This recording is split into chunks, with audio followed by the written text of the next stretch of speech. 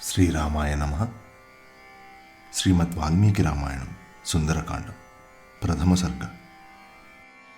ప్రథమ శ్లోకం.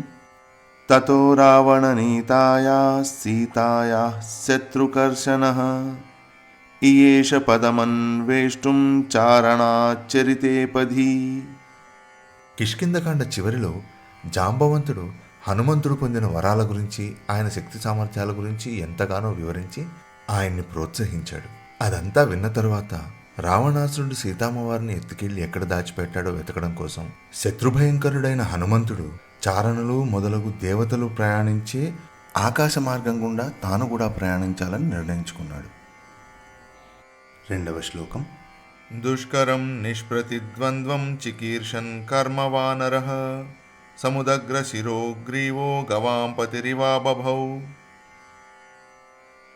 ఎంతో కష్టమైనది మరియు మరెవ్వరికీ సాధ్యము కాని రీతిగా సముద్రం దాటడం అనే పనికి సిద్ధపడ్డాడు హనుమంతుడు. తన శిరస్సును మెడను ఎత్తి ఒక ఉన్నతమైన శిరస్సు మెడ గల ఆబోతు వలె ప్రకాశించను.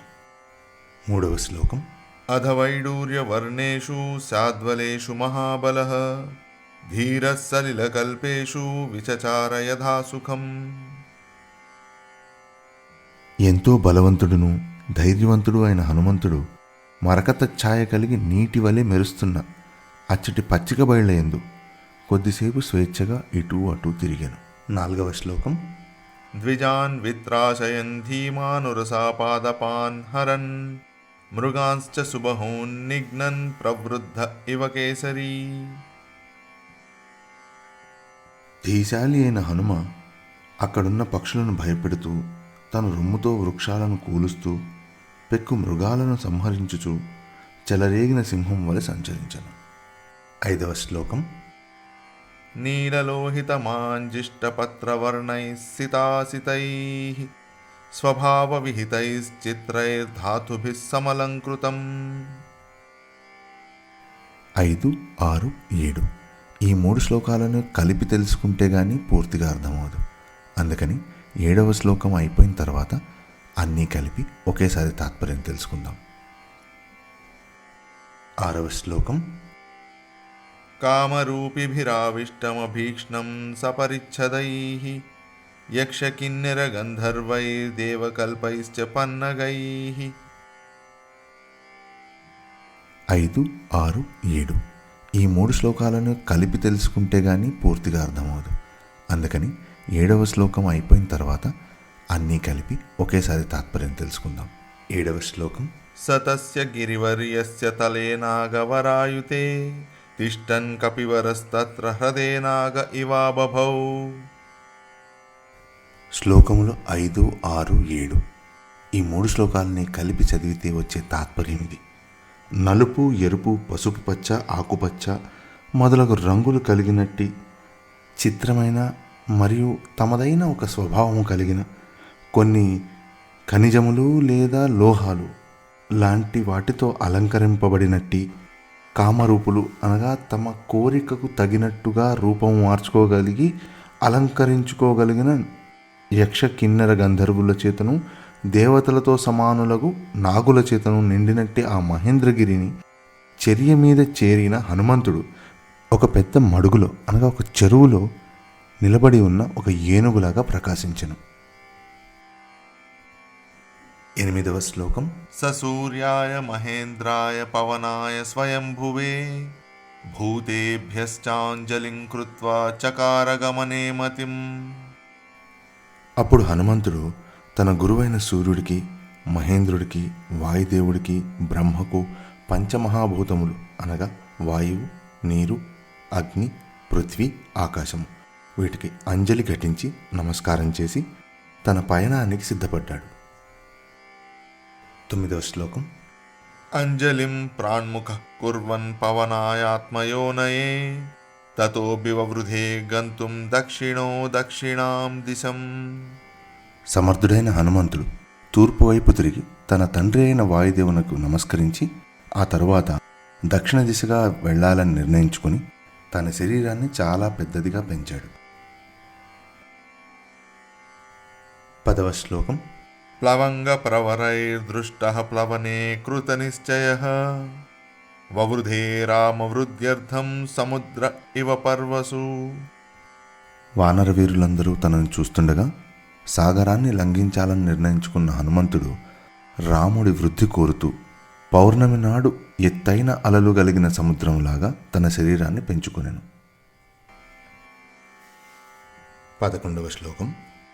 నిష్ప్రమాణ శరీరస్సన్ నిలంఘైషురర్ణవం బాహుభ్యాం పీడయామాస చరణాభ్యాం చ పర్వతం. తన శరీరాన్ని అపరిమితంగా పెంచి సముద్రాన్ని దాటాలని కోరుకున్న హనుమంతుడు తన చేతులతోనూ పాదాలతోనూ ఆ పర్వతాన్ని బలంగా అదిమాడు. 12వ శ్లోకం. సచచాల చలశ్చాపి ముహూర్తం కపిపీడితః తరుణాం పుష్పితాగ్రాణాం సర్వం పుష్పమశాతయత్. సహజంగా కదలికలేని ఆ మహేంద్ర పర్వతం హనుమంతుడు అదిమినంతనే ఒక ముహూర్తం కాలం పాటు కదిలింది. అలాగే చెట్లకున్న పువ్వులన్నీ రాలిపోయినాయి. 13వ శ్లోకం. తేన పాదపముక్తేన పుష్పౌఘేణ సుగంధినా సర్వతః సంవృతశైలో బభౌ పుష్పమయో యథా. చెట్ల నుండి రాలిన సువాసనలు వెదజల్లే ఆ పువ్వులతో కప్పబడిన మహేంద్రగిరి ఒక పువ్వుల పర్వతంలాగా ప్రకాశించింది. 14వ శ్లోకం. తేన చోత్తమ వీర్యేణ పీడ్యమానః స పర్వతః సలిలం సంప్రసుస్రావ మదం మత్త ఇవ ద్విపః. బలవంతుడైన హనుమంతునిచే పీడింపబడిన ఆ మహేంద్ర పర్వతము ఒక మదించిన ఏనుగు మదజలమును గక్కినట్టు ఆ మహేంద్ర పర్వతం నుంచి నీళ్లు వచ్చాయి. 15వ శ్లోకం. పీడ్యమానస్తు బలినా మహేంద్రస్తేన పర్వతః రీతిర్నిర్వర్తయామాస కాంచనాంజనరాజతీః. మహాబలవంతుడైన హనుమంతుడు అదిమినంతనే ఆ మహేంద్ర పర్వతంలో ఉన్న బంగారు రాళ్ళు, వెండి కాటుక రాళ్ళు పగిలి ఆయా ఖనిజాల యొక్క రంగులు విరజిమ్మెను. 16వ శ్లోకం. ముమోచ చ శిలాశైలో విశాలా సమనశిలాః మధ్యమే నార్చిషాజుష్టో ధూమరాజీరివానలః. హనుమంతుడు కదిలించుట వలన మణిశిలలు కలిగిన ఆ మహేంద్ర పర్వతం మీద పెద్ద పెద్ద శిలల మధ్య నుంచి పొగతో కూడిన పెద్ద పెద్ద అగ్నిజ్వాలలు వచ్చినాయి. 17వ శ్లోకం. గిరిణా పీడ్యమానేన పీడ్యమానాని సర్వతః గుహావిష్టాని భూతాని వినేదుర్వికృతైస్వరైః. హనుమంతుడు ఆ మహేంద్ర పర్వతాన్ని అలా కదిలించగా అందులోని గుహలలో ఉన్న వివిధ ప్రాణులు, భూతాలు బాధను కలిగి వికృతములైన స్వరాలతో ఘోషించాయి. 18వ శ్లోకం. స మహాసత్వసన్నాథ శైలపీడా నిమిత్తజః పృథివీం పూరయామాస దిశశ్చోపవనాని చ. ఆ మహేంద్ర పర్వతము పీడనం వలన కలిగినట్టి భూతముల యొక్క ఘోష భూమి అంతయు నిండి సకల దిక్కుల యందు వ్యాపించి ఉద్యానవనములందు కూడాను విస్తరించెను. 19వ శ్లోకం. శిరోభిపృథిభిః సర్పా వ్యక్తస్వస్తికలక్షణైః వమంతః పావకం ఘోరం దదర్శుర్దశనైః శిలాః. స్వస్తిక చిహ్నములతో కూడిన పెద్ద పడగలతో నిప్పులు గక్కుతున్న ఆ సర్పములు తమ కోరలతో పెద్ద పెద్ద బండరాలను గట్టిగా కాటువేసెను. 20వ శ్లోకం. తాస్తదా సవిషైర్దష్టా కుపితైస్తైర్మహాశిలాః జజ్వలుః పావకోద్దీప్తా బిభిదుశ్చ సహస్రధా. ఆ విషసర్పములచే కాటువేయబడిన ఆ శిలలు రగులుకొని మండెను. అంతేకాకుండా 1000 ముక్కలుగా బద్దలైపోయినాయి. 21వ శ్లోకం. యాని చౌషధజాలాని తస్మిన్ జాతాని పర్వతే విషఘ్నాన్యపి నాగానాం నశేకుశమితుం విషం. ఆ మహేంద్ర పర్వతముందు పుట్టిన ఔషధ సమూహముల్లో ఎన్నో విషసంహారకములు ఉన్నప్పటికీ అవి ఆ సర్పముల విషమును పోగొట్టలేకపోయాయి. 22వ శ్లోకం.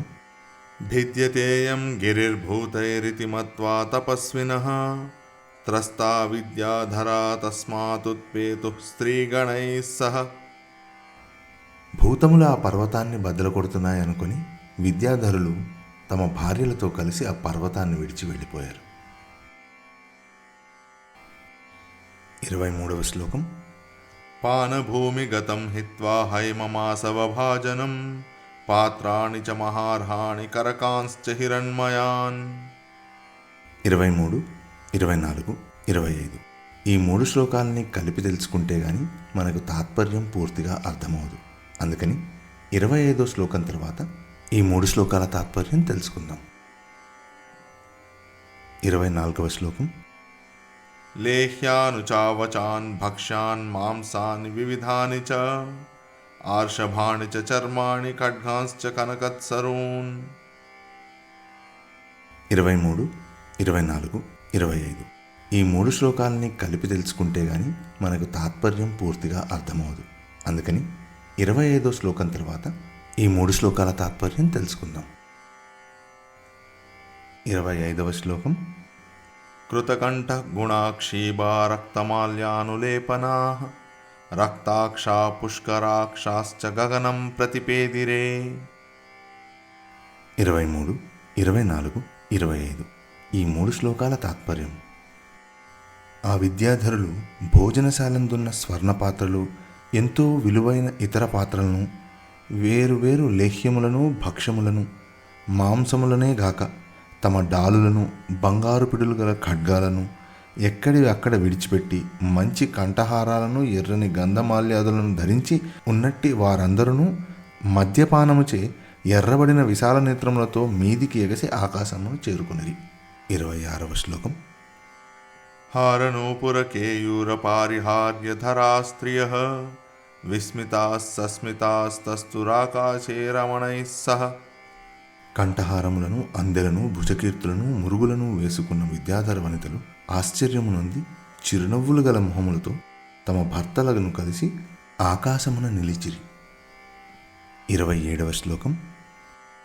దర్శయంతో మహావిద్యాం విద్యాధర మహర్షయః సహితాస్తస్తురాకాశే వీక్షాం చక్రశ్చు పర్వతం.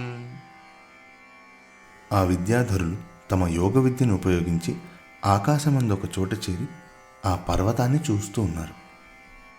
28వ శ్లోకం.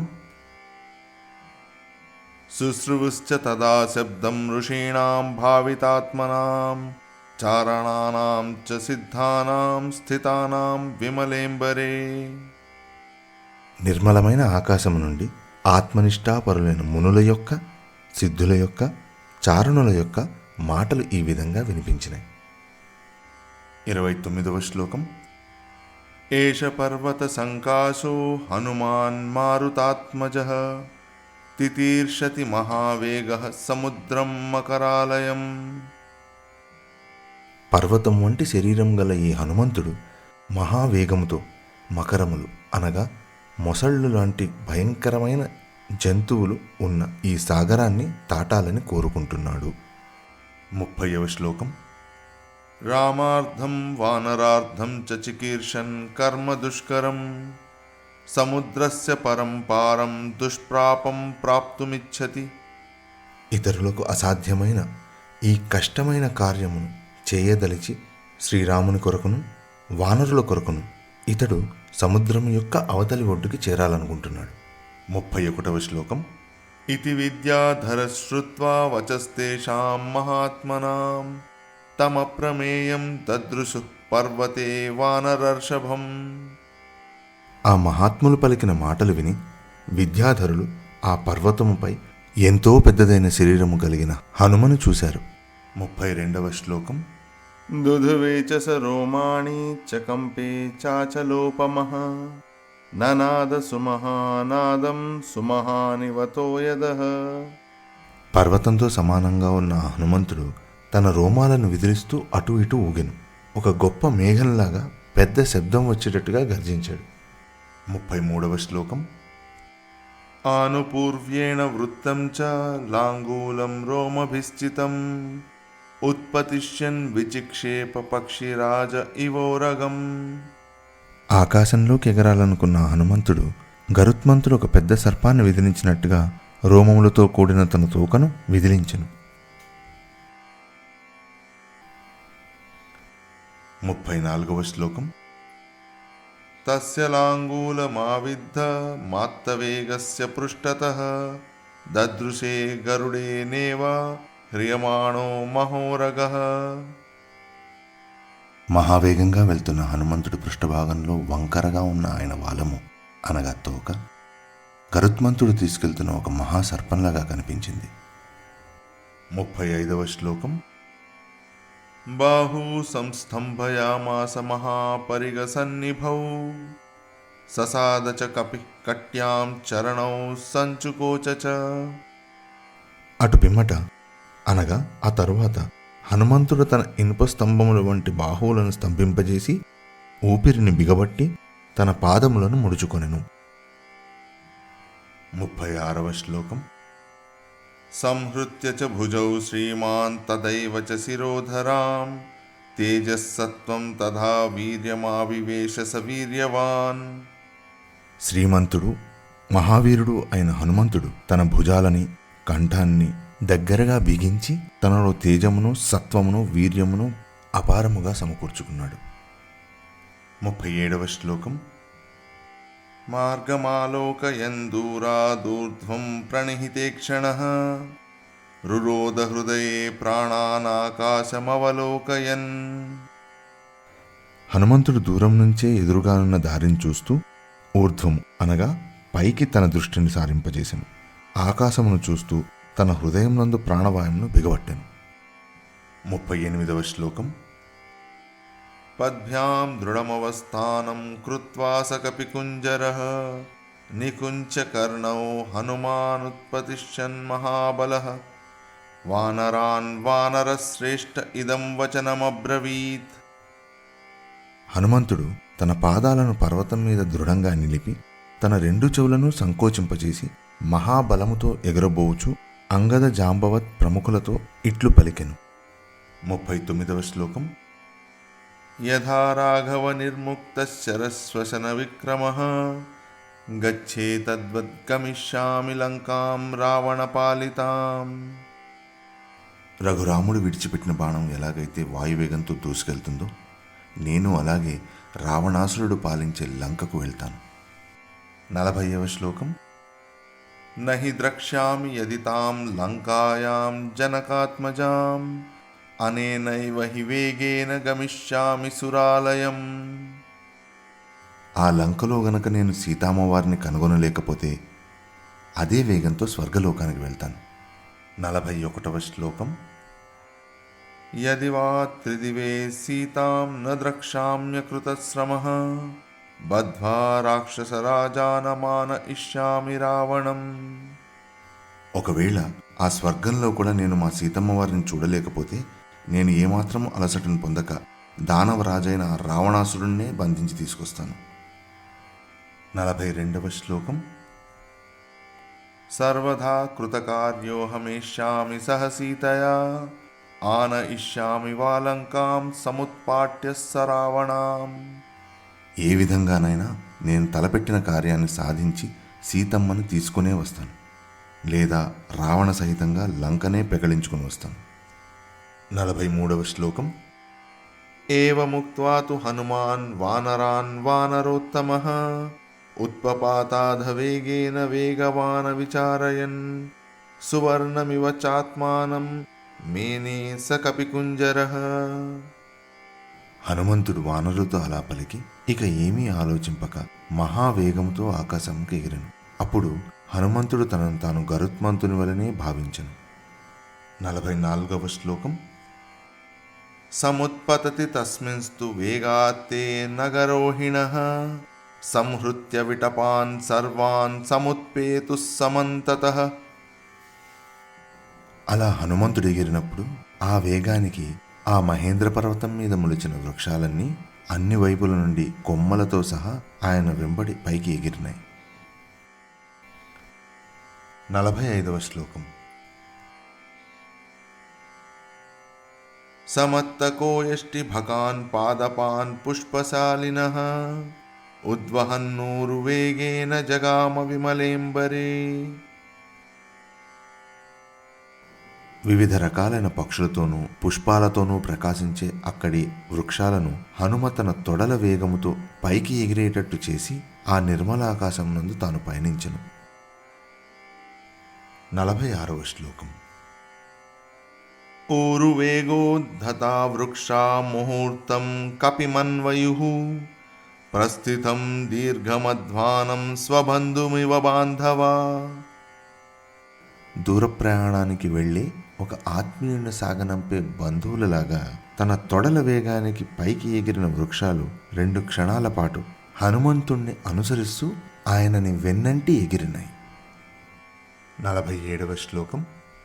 తమూరు వేగోన్మథితా సాలాశ్చాన్యేన గోత్తమాః అనుజగ్ముర్హనుమంతం సైన్యా ఇవ మహీపతిం.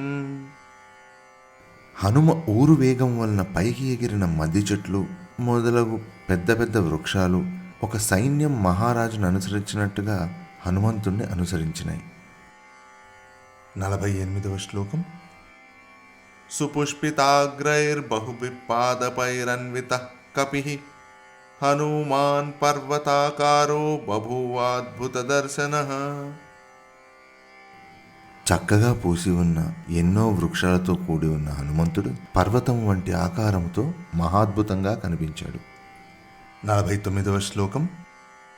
సారవంతోధయే వృక్ష్యాన్ యమజ్జన్ లవణాంభసి భయాదివ మహేంద్రస్య పర్వతా వరుణాలయే. దేవేంద్రుడికి భయపడి పర్వతములు సముద్రంలో మునిగి దాక్కున్నట్టు బరువైన చెట్లు ఎక్కువ దూరం ప్రయాణించలేక సముద్రంలో పడి మునిగిపోయినాయి. 50వ శ్లోకం. సనానా కుసుమై కీర్ణ కపిస్సాంకురకోరకైః సుశుభే మేఘ సంకాశ ఖద్యోతైరివ పర్వతః. చిగుళ్లతో మొగ్గలతో వివిధ రకాల పుష్పాలతో నిండి మేఘము వలె ప్రకాశించుచున్న ఆ హనుమంతుడు మినుగురు పురుగులతో రాత్రికాలమందు ప్రకాశించే కొండవలె చూడముచ్చటగా ఉండెను. 51వ శ్లోకం. విముక్తాస్తస్య వేగేన ముక్త్వా పుష్పాణి తే ద్రుమాః అవసీర్యంత సలిలే నివృత్తాః సుహృదో యథాః. హనుమంతుని వేగం నుంచి విడిపోయిన ఆ చెట్లు పుష్పాలను రాలుస్తూ సాగనంపడానికి వచ్చిన స్నేహితులు తమ పొలిమేర వద్ద ఆగిపోయినట్టు ఆ చెట్లు అక్కడే ఆగి సముద్రంలో పడి మునిగిపోయినాయి. 52వ శ్లోకం. లఘుత్వే నోపపన్నం తద్విచిత్రం సాగరే పతత్ ద్రుమాణాం వివిధం పుష్పం కపివాయు సమీరితం. ఆ చెట్ల నుండి రాలిన పువ్వులు తేలికగా ఉండడం వల్ల హనుమంతుడి వేగానికి ఏర్పడిన గాలితో ఇంకొంత దూరం ఆయన వెంబడి వచ్చి ఆఖరికి సముద్రంలో పడిపోయినాయి. 53వ శ్లోకం. తారాశతమివాకాశం ప్రభవౌ సమహార్ణవః పుష్పౌగేణానుబద్ధేన నానావర్ణేన వానరః బభౌ మేఘ ఇవాకాశే విద్యుద్గణ విభూషితః. అప్పుడు ఆ సముద్రం తన పైనున్న పుష్పాలతో అనేక నక్షత్రములతో కూడి ఉన్న ఆకాశంలాగా ప్రకాశించింది. అనేక రంగుల పువ్వులతో నిండిన దేహం ఉన్న ఆ హనుమంతుడు మెరుపులతో నిండిన మేఘంలాగా ఆకాశంలో ప్రకాశించాడు. 54వ శ్లోకం. తస్య వేగ సమాధూతైః పుష్పైస్తోయమదృశ్యత తారాభిరభిరామాభిరుదితాభిరివాంబరం. ఆ హనుమంతుని వేగానికి రాలిన పువ్వులు ఆ సముద్ర జలంలో అప్పుడే ఉదయించిన అందమైన నక్షత్రాలతో ప్రకాశిస్తున్న ఆకాశంలాగా కనిపించింది. 55వ శ్లోకం.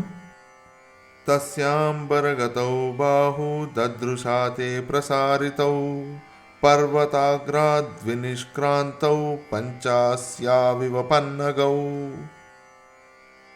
హనుమంతుడు మహేంద్ర పర్వతం నుండి ఎగురుతూ తన చేతులు పొడవుగా చాపగా అప్పుడు హనుమంతుడి బాహువులు పర్వతము నుండి పైకి లేచిన 5 తలలు గల 2 సర్పాల్లాగా కనిపించాయి.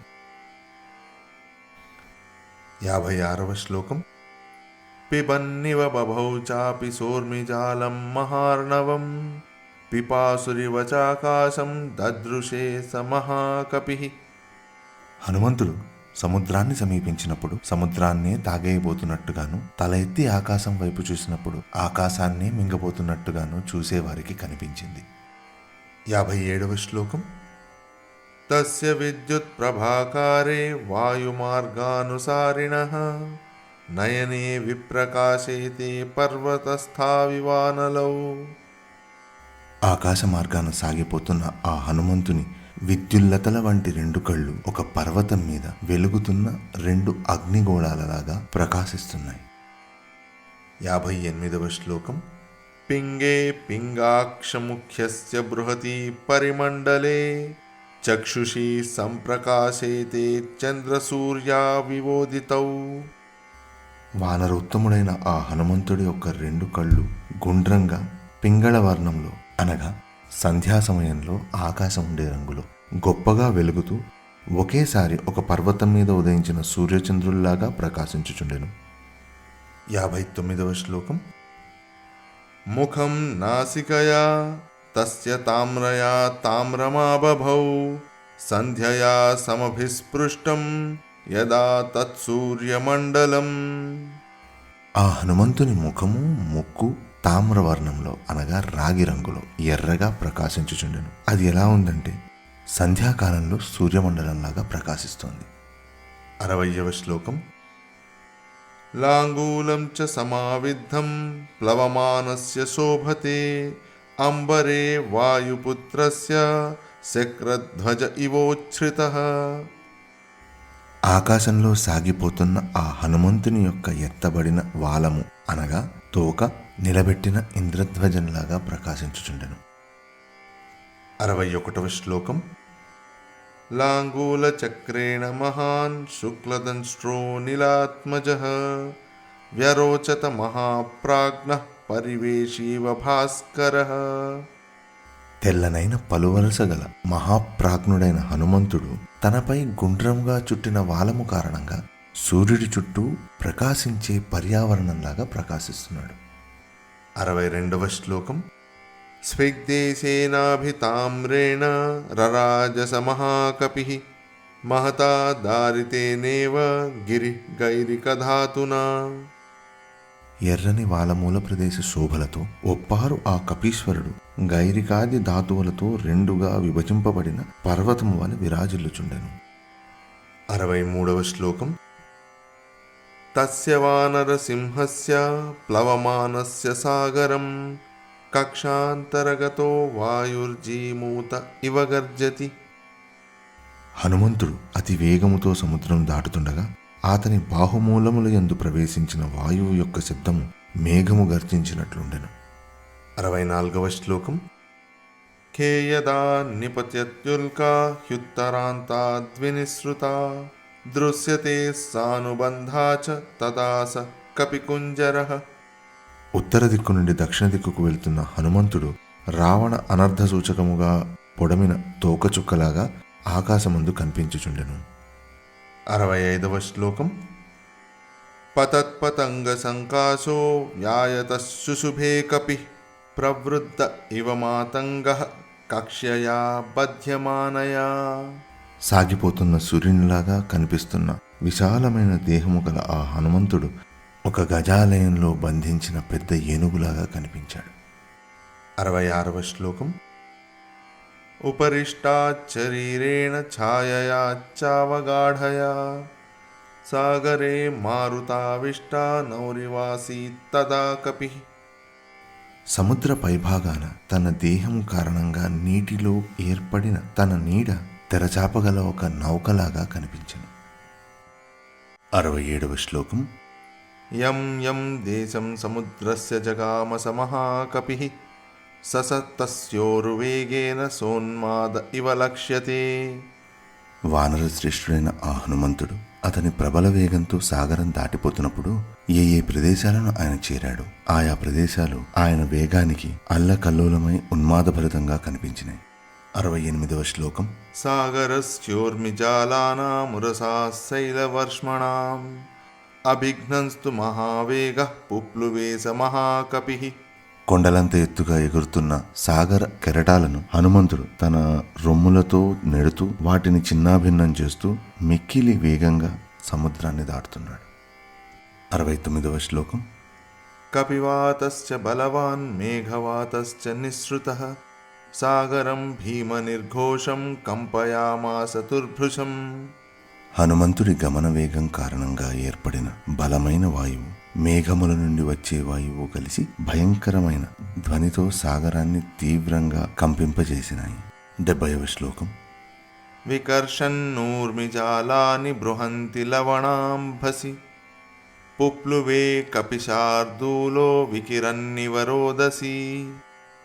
ఆ లవణ సముద్రం నందు ఉవ్వెత్తున ఎగురుతున్న పెద్ద పెద్ద కెరటాల గుంపులను చెల్లాచెదురు చేస్తూ ఆ హనుమంతుడు భూమిని ఆకాశాన్ని విభజిస్తున్నట్టుగా ఎగురుతూ వెళ్ళిపోయాడు. 71వ శ్లోకం.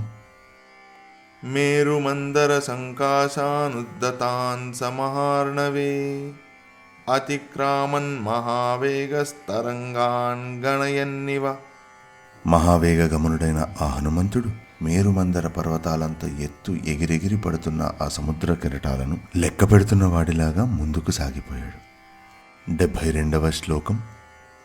తస్య వేగ సముద్ధూతం జలం సజలదం తదా అంబరస్థం విభ్రాజం శారదాభ్రమివాతతం.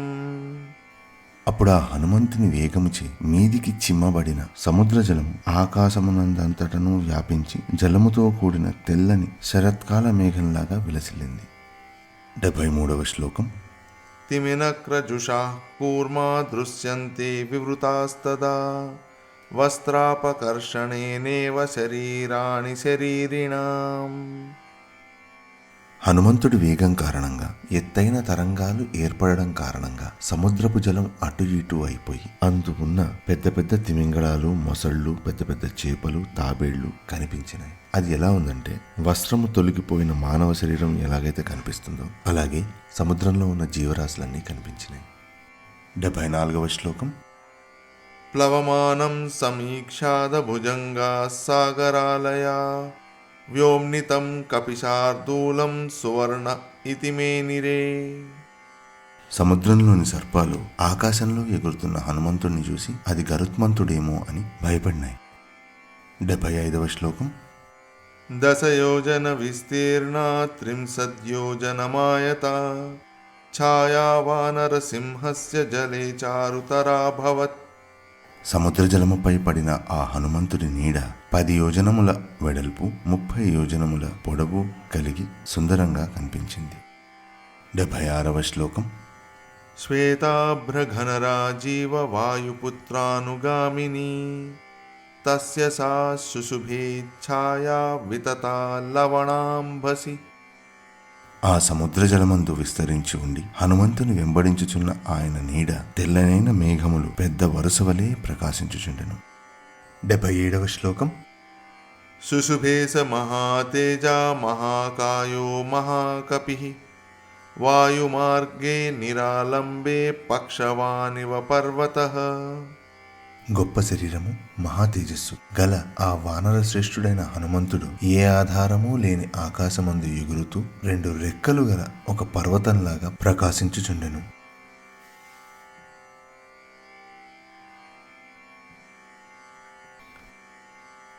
78వ శ్లోకం. ఏనాసౌ యాతి బలవాన్ వేగేన కపికుంజరః తేన మార్గేణ సహసా ద్రోణీకృత ఇవార్ణవః. మహాబలవంతుడైన ఆ హనుమంతుడు మహావేగముతో వెళ్ళిన మార్గమంతా తక్షణమే సముద్రంలో ఒక దోణిలాగా అనగా మధ్యలో లోతుగా అటూ ఇటూ ఎత్తుగా ఏదో కాలువ తవ్వినట్టుగా ఏర్పడింది. 79వ శ్లోకం. ఆపాతే పక్షి సంఘానాం పక్షిరాజ ఇవ వ్రజన్ హనుమాన్ మేఘజాలాని ప్రకర్షన్ మారుతో యథా. ఆకాశ మార్గంలో హనుమంతుడు ఒక మారుతంలాగా మేఘాల గుంపులను చెదరగొడుతూ ఒక పక్షుల సమూహం మధ్యలో గరుత్మంతుడిలాగా ముందుకు పోవుచుండెను. 80వ శ్లోకం. పాండురారుణ వర్ణాని నీలమాంజిష్టకాని చ కపినా కృష్యమాణాని మహాభ్రాణి చకాశిరే. హనుమంతుడి వలన ఆకర్షింపబడిన మేఘాలు ఆయన శరీరం మీద ఉన్న ఆభరణ విశేషాల యొక్క రంగుల కారణంగా తెలుపు, ఎరుపు, నలుపు, పసుపు రంగులతో ముచ్చటగా ప్రకాశిస్తూ ఉన్నాయి. 81వ శ్లోకం. ప్రవిశన్న భ్రజాలాని నిష్పతంశ్చ పునః పునః ప్రచ్ఛన్నశ్చ ప్రకాశశ్చ చంద్రమా ఇవ లక్ష్యతే.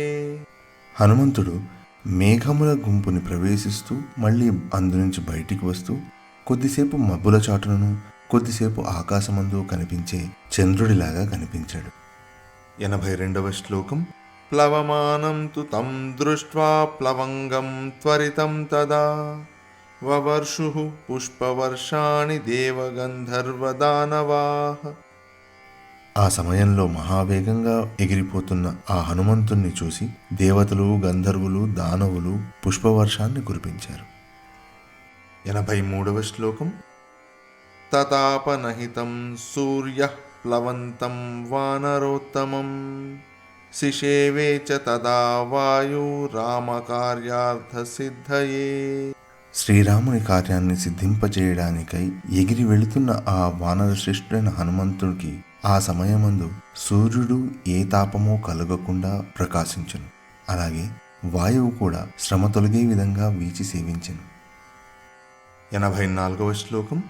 ఋషయస్తుష్టువుశ్చైనం ప్లవమానం విహాయసా జగుశ్చ దేవగంధర్వాః ప్రశంసంతో మహౌజసం.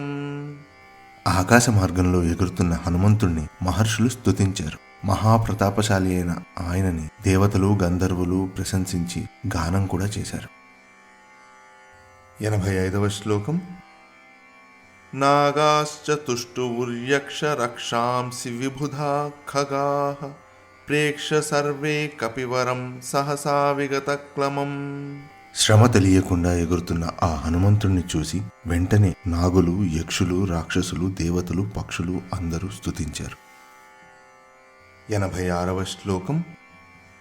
తస్మిన్ ప్లవగశార్ధూలే ప్లవమానే హనుమతి ఇక్ష్వాకు కులమానార్థి చింతయామాస సాగరః. ఆ వానర శ్రేష్ఠుడైన హనుమంతుడు సముద్రాన్ని దాటుతుండగా ఇక్ష్వాకు వంశం యొక్క గౌరవాన్ని కోరే సముద్రుడు ఇలా ఆలోచించాడు. 87వ శ్లోకం. సాహాయ్యం వానరేంద్రస్య యదినాహం హనుమతః కరిష్యామి భవిష్యామి సర్వవాచో వివక్షతాం. వానర శ్రేష్ఠుడైన హనుమంతుడికి నేను సహాయం చేయకపోతే మంచి చెడ్డలు చెప్పుకునే లోకులకు నేను అన్ని విధాలుగాను నిందింపదగిన వాడినవుతాను. 88వ శ్లోకం. అహమిక్ష్వాకు నాథేన సగరేణ వివర్ధితః ఇక్ష్వాకు సచివశ్చాయం నావసీదితుమర్హతి. ఇక్ష్వాకు వంశంలో మహారాజు అయిన సగర మహారాజు చేత నేను పెంపొందింపబడ్డాను. అలాంటి ఇక్ష్వాకు వంశస్థుడైన శ్రీరాముడి కార్యార్థి వెళ్తున్న హనుమంతుడు ఇంత కష్టపడుతుండగా చూస్తూ ఏమీ చేయకుండా ఉండలేను. 89వ శ్లోకం. తథా మయా విధాతవ్యం విశ్రమేత యథా కపిః శేషంచ మయి విశ్రాంతః సుఖేనాతిపతిష్యతి. సముద్రుడు తన మనసులో ఇలా ఆలోచించాడు. ఇప్పుడు ఈ హనుమంతుడు ఏ విధంగా విశ్రాంతి తీసుకోగలడో ఆ విధంగా నా దగ్గర విశ్రాంతి తీసుకోగలిగితే మిగిలిన దూరాన్ని అనాయాసంగా దాటి వెళ్ళిపోతాడు. 90వ శ్లోకం. ఇతి కృత్వా మతిం సాధ్వీం సముద్రశ్చన్నమంభసి హిరణ్యనాభం మైనాకమువాచ గిరిసత్తమం. ఈ విధంగా ఉత్తమమైన ఆలోచన చేసిన సముద్రుడు తన నీటియందు దాగి ఉన్న స్వర్ణ శృంగములు కలిగిన పర్వత శ్రేష్ఠుడైన మైనాకుని గూర్చి ఇలా పలికెను. 91వ శ్లోకం. త్వమిహాసుర సంఘానాం పాతాళ తలవాసినాం దేవరాజ్ఞా గిరిశ్రేష్ఠ పరిగః సన్నివేశితః. ఓ పర్వత శ్రేష్ఠుడా, నీవు దేవేంద్రునిచే పాతాళలోక నివాసులకు రాక్షస సమూహములకు ఈ సముద్రంలో అడ్డుగడియగా ఏర్పాటు చేయబడ్డావు. 92వ శ్లోకం. త్వమేషాం జాతవీర్యాణాం పునరేవోత్పతిష్యతాం పాతాళస్యాప్రమేయస్య ద్వారమావృత్య తిష్టసి. పరాక్రమవంతులై తిరిగి పైలోకాలకి ఎగిరిపోవాలనుకునే రాక్షసులు ఉన్న అనంతమైన ఈ పాతాళలోక ద్వారానికి నీ స్థూలమైన అనగా చాలా పెద్దదైన శరీరంతో అడ్డుగడియేలాగా నిలిచి ఉన్నావు కదా. 93వ శ్లోకం. తిర్యగూర్ధ్వమధశ్చైవ శక్తిస్తే శైలవర్ధితుం తస్మాత్ సంచోదయామి త్వాముత్తిష్ట గిరిసత్తమ. ఓ పర్వతోత్తమ, నీవు అడ్డంగాను పొడవుగాను కిందకి గాను పైకి గాను యథేచ్ఛగా పెరిగే శక్తి గలవాడవు. అందుకని నేను నిన్ను ప్రోత్సహిస్తున్నాను. కావున నీవు దయచేసి మీదికి లెమ్ము. 94వ శ్లోకం. స ఏష కపిశార్దూలస్త్వాముపర్యేతి వీర్యవాన్ హనుమాన్ రామకార్యార్థం భీమకర్మాఖమాప్లుతః. ఓ మైనాక, పరాక్రమవంతుడు వానర శ్రేష్ఠుడు అయిన ఈ హనుమంతుడు నీకు మీదుగా పోతున్నాడు. భయంకరమైన కార్యమును చేయబోనినట్టి ఈ హనుమంతుడు శ్రీరాముని కార్యమును సాధించుటకు ఆకాశమున పయనిస్తున్నాడు. 95వ శ్లోకం. అస్య సాహ్యం మయా కార్యమిక్ష్వాకు కులవర్తినః మమ హీక్ష్వాకవః పూజ్యాః పరం పూజ్యతమాస్తవ. ఇక్ష్వాకు వంశం వారి కార్యముపై పయనించుచున్న ఈతనికి నేను తప్పక సహాయం చేయవలసి ఉన్నది. నాకు ఇక్ష్వాకు వంశీయులెల్లరూ పూజ్యులే.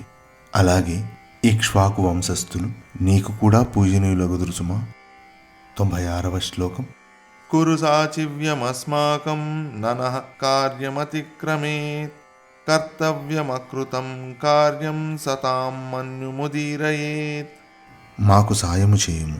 మన కర్తవ్యమైన పని అతిక్రమించకూడదు. చేయవలసిన కార్యము చేయకపోయినచో సత్పురుషులకు కోపము కలిగింపవచ్చును. 97వ శ్లోకం.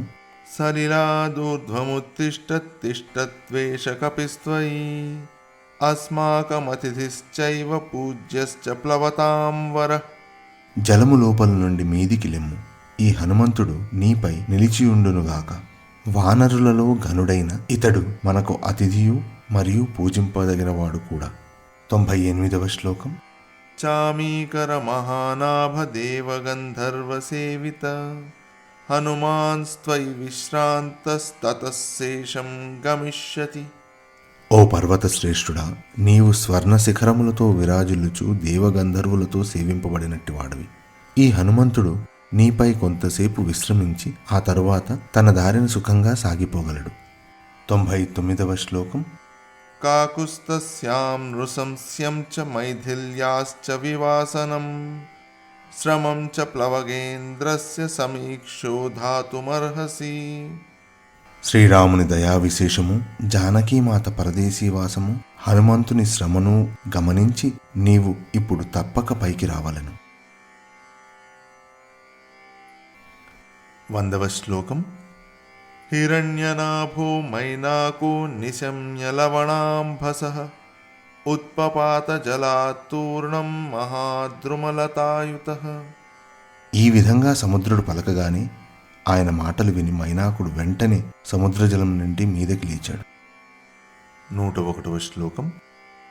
ససాగర జలం భిత్వా బభూవాభ్యుతితస్తదా యథా జలధరం భిత్వా దీప్తరశ్మిర్దివాకరః. అప్పుడు మైనాకుడు మేఘాలను ఛేదించుకుని వచ్చే తీక్ష్ణమైన తేజస్సు గల సూర్యుడిలాగా సముద్ర జలాన్ని ఛేదించుకుంటూ పైకి వచ్చాడు. 102వ శ్లోకం. సమహాత్మాన ముహూర్తేన పర్వతః సలిలావృతః దర్శయామాస శృంగాణి సాగరేణ నియోజితః.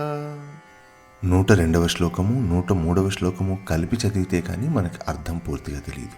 అందుకని రెండూ కలిపి ఒకేసారి తెలుసుకుందాం. 103వ శ్లోకం.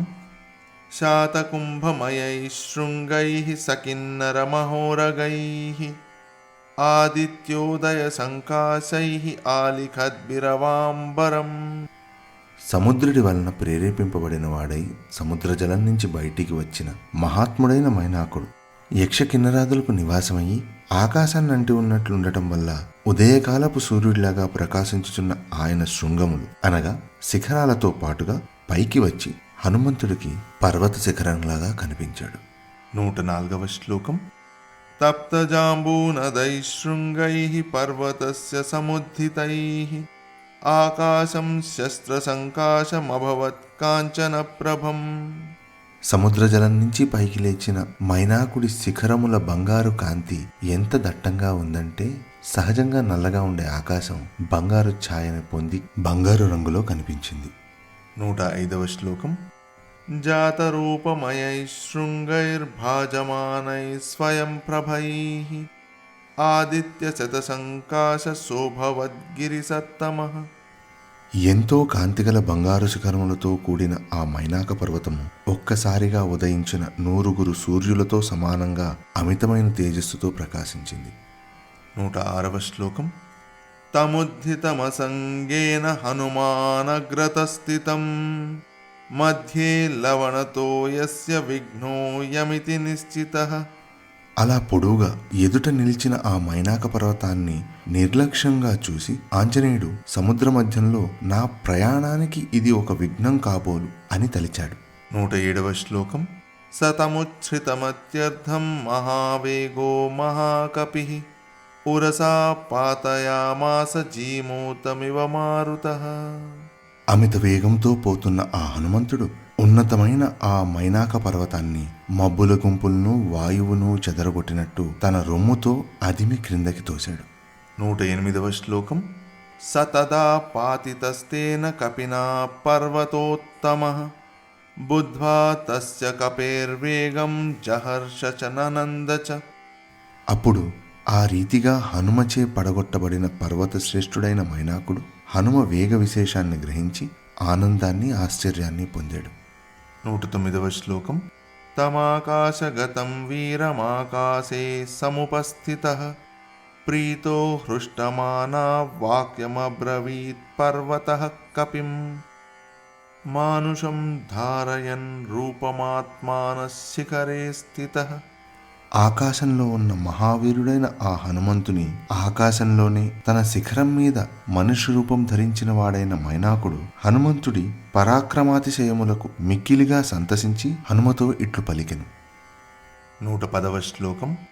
దుష్కరం కృతవాన్ కర్మ త్వమిదం వానరోత్తమ నిపత్య మమ శృంగేషు విశ్రమస్వ యథా సుఖం. ఓ వానర శ్రేష్ఠుడా, ఎవరికీ సాధ్యము కాని ఈ సముద్ర లంఘనాన్ని నీవు చేస్తున్నావు. కొద్దిసేపు నా శిఖరము మీద నీవు సుఖంగా విశ్రమించు. 111వ శ్లోకం. రాఘవస్య కులే జాతైరుదతి పరివర్ధితః సత్వాం రామహితే యుక్తం ప్రత్యర్చయతి సాగరః. ఈ సముద్రుడు శ్రీరాముని పూర్వులచే పెంపొందింపబడినాడు కాబట్టి ఈనాడు శ్రీరాముని కార్యమందు నిమగ్నుడవై ఉన్న నిన్ను సేవించి ప్రత్యుపకారం చేయదలుచుకున్నాడు. 112వ శ్లోకం. కృతే చ ప్రతికర్తవ్యమేష ధర్మః సనాతనః సోయం త్వత్ప్రతీకారార్థీ త్వత్తః సమ్మానమర్హతి. లోకంలో ఉపకారం చేసిన వారికి ప్రత్యుపకారం చేయడం అనేది ఒక ప్రాచీన ధర్మం. శ్రీరాముడికి ప్రత్యుపకారం చేయగోరిన ఈ సముద్రుడు నీకు చేయు సన్మానాన్ని స్వీకరించి ఆయనని గౌరవించుము. 113వ శ్లోకం. త్వన్నిమిత్తమనేనాహం బహుమానాత్ ప్రచోదితః తిష్టత్వం కపిశార్దూల మై విశ్రమ్య గమ్యతాం. 113వ శ్లోకము 114వ శ్లోకము ఇవి కలిపి తెలుసుకుంటే గాని పూర్తిగా అర్థం కాదు. అందుకని 114వ శ్లోకం తర్వాత రెండూ కలిపి ఒకేసారి తెలుసుకుందాం. 114వ శ్లోకం. యోజనానాం శతం చాపి కపిరేష సమాప్లుతః తవ సానుషు విశ్రాంతశేషం ప్రక్రమతామితి. ఈ హనుమంతుడు 100 యోజనాల సముద్రాన్ని దాటి వెళ్తున్నాడు. నీ సానువులందు అనగా కొండ చర్యలందు కొంతసేపు విశ్రమించి మిగిలిన మార్గాన్ని సుఖంగా సాగిపోతాడు అని గౌరవంతో నిన్ను గూర్చి సముద్రుడు నన్ను ప్రేరేపించాడు. కాబట్టి ఓ వానర శ్రేష్ఠుడా, నీవు కొద్దిసేపు ఆగి నా చర్యపై విశ్రాంతి తీసుకొని వెళ్ళుము. 115వ శ్లోకం. తదిదం గంధవత్స్వాదు కందమూల ఫలం బహు తదాస్వాద్య హరిశ్రేష్ఠ విశ్రాంతోనుగమిష్యసి. అందుకని ఓ వానరోత్తమ, సుగంధభరితము మధురము అయిన ఇక్కడి కందమూల ఫలములను ఆరగించి విశ్రమించి ముందుకు సాగిపొమ్ము. 116వ శ్లోకం. అస్మాకమపి సంబంధ కపిముఖ్యత్వయాస్తి వై ప్రఖ్యాతస్త్రిషు లోకేషు మహాగుణ పరిగ్రహ. ఓ మహాత్మా, నీతో మాకు కూడా సంబంధం ఉంది సుమా. మహాగుణ సంపన్నుడవైన నీవు త్రిలోకాలందు ప్రసిద్ధుడవు. 117వ శ్లోకం. వేగవంతః ప్లవంతో ఏ ప్లవగా మారుతాత్మజ తేషాం ముఖ్యతమం మన్యే త్వామహం కపికుంజర. ఓ వానరోత్తమ, లోకములో గల వేగ సంపన్నులైన వానరులందరిలోకి నీవే ముఖ్యుడవని నేను భావిస్తున్నాను. 118వ శ్లోకం. అతిథిక్కిల పూజార్హ ప్రాకృతోపి విజానత ధర్మం జిజ్ఞాసమానేన కిం పునస్త్వాదృశో మహాన్. ధర్మము తెలిసిన వారికి, తెలుసుకోవాలనే కోరిక గల వారికి పామరుడైన అతిథి పూజనీయుడే కదా. అలాంటిది నీలాంటి మహాత్ముడైనచో ఇంకా చెప్పవలసినదేమున్నది. 119వ శ్లోకం. త్వం హి దేవ వరిష్టస్య మారుతస్య మహాత్మనః పుత్రస్తస్యైవ వేగేన సదృశ కపికుంజర. ఓ వానరశ్రేష్ఠుడా, నీవు దేవతలలో అగ్రగణ్యుడు, మహాత్ముడు అయిన వాయుదేవునకు పుత్రునవు. వేగములో నీవు ఆ వాయుదేవునకే సాటైన వాడవు. 120వ శ్లోకం. పూజితే త్వయి ధర్మజ్ఞ పూజాం ప్రాప్నోతి మారుతః తస్మాత్ త్వం పూజనీయో మే శృణుచాప్యత్ర కారణం. నిన్ను పూజిస్తే ఆ వాయుదేవుణ్ణే పూజించినట్టవుతుంది. ఓ ధర్మజ్ఞుడా, అందువలన నీవు మాకు పూజనీయుడగుచున్నావు. నిన్ను పూజించుటలో మాకు ఇంకొక కారణం కూడా ఉన్నది. దయచేసి వినుము. 121వ శ్లోకం. పూర్వం కృతయుగే తాత పర్వతాః పక్షిణో భవన్ తే హి జగ్ముర్దిశః సర్వా గరుడానిలవేగినః. నాయన, పూర్వము కృతయుగంలో పర్వతాలకి రెక్కలుండేవి. ఆ పర్వతాలు గరుత్మంతునిలాగా, వాయుదేవుళ్లాగా మహావేగంతో సకల దిక్కులకు ఎగిరిపోతూ ఉండేవి. 122వ శ్లోకం. తతస్తేషు ప్రయాతేషు దేవసంఘాః సహర్షిభిః భూతాని చ భయం జగ్ముస్తేషాం పతనశంకయా. అప్పుడు ఆ పర్వతాలు నలుమూలలందు సంచరించుచుండగా ఋషులు, దేవతలు, సమస్త ప్రాణులు ఆ పర్వతాలు తమపై పడతాయేమో అనే భయంతో ఎంతో భయాన్ని కలిగి ఉండేవారు. 123వ శ్లోకం. తతః క్రుద్ధః సహస్రాక్షః పర్వతానాం శతక్రతుః పక్షాంచిచ్ఛేద వజ్రేణ తత్ర తత్ర సహస్రశః. అప్పుడు సహస్రాక్షః అనగా 1000 కన్నులు గల దేవేంద్రుడు కోపించినవాడై అక్కడికక్కడే పర్వతాల యొక్క రెక్కలను వేల కొలది ముక్కలుగా తన వజ్రాయుధంతో ఛేదించాడు. 124వ శ్లోకం.